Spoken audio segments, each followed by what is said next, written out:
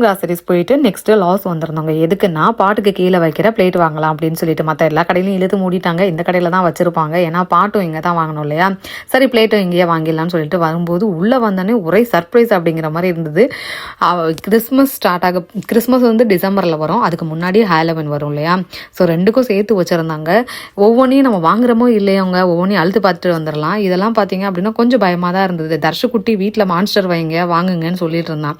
ஆனால் அங்கே போய் அழுத்துடான்னு சொல்கிறதுக்கு கூட அழுத்த மாட்டேன்ட்டான். நான் தான் சின்ன பிள்ளையாட்டம் எல்லாத்தையும் அழுத்தி பார்த்துட்டு இருந்தேன்.